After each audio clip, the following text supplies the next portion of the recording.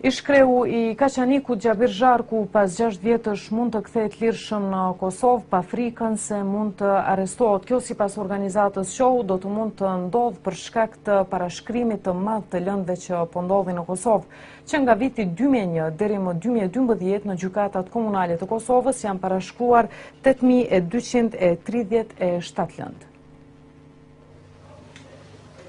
Neglizhenca e gjykatave, prokurorive dhe policisë që në disa raste mund të jetë e qëllimshme, po ndikon në mos ekzekutimin e vendimeve gjyqësore dhe në aratisin e të dyshuarve, thot raporti I organizatës show për parashkrimin e ndjekjes penale dhe ekzekutimeve penale.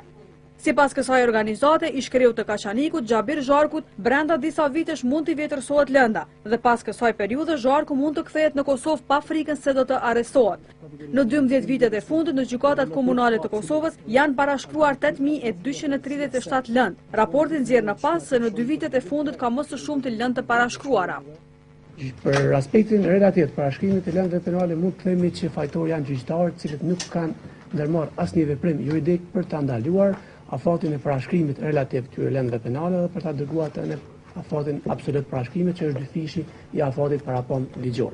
Pra për 2911 lëndë që janë parashkruar në aspektin relativ mund të themi se janë fajtorë ata gjyqtarë që I kanë pasur të lëndë në shqyrtim. Por kryetari I Gjykatës Supreme Feyzullah Hasani mohon se ka tendencë të rritjes së parashkrimit të lëndëve. Po I them një gjë dhe po I garantoj se nuk ka tendenca të rritjes, përkundrazi. Ka ulje, kjo është pasojë e lëndëve që ngrumullu nga vitet e mëhershme.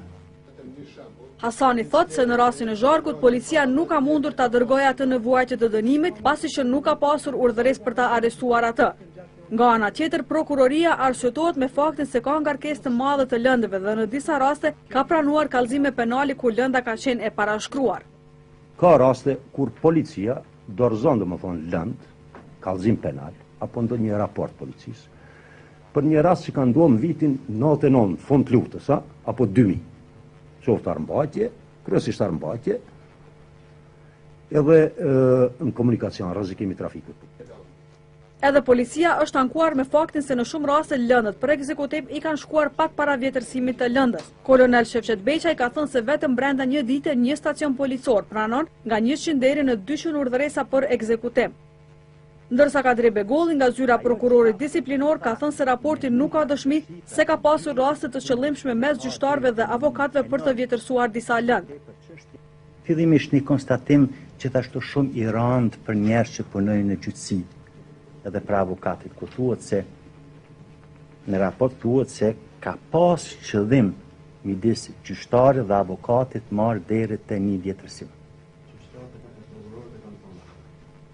Unë s'di. Unë e peshon raportin I juj. Me gjithë deklaratat e shumta se lëndët për korrupsion do të kenë prioritet, ky raport ka identifikuar 31 lëndë kundër detyrës zyrtare, të cilat janë vjetërsuar. Gjykata që më së shumti kanë lejuar vjetërsimin e lëndëve janë gjykata komunale e Prishtinës dhe ajo e Ferizajt.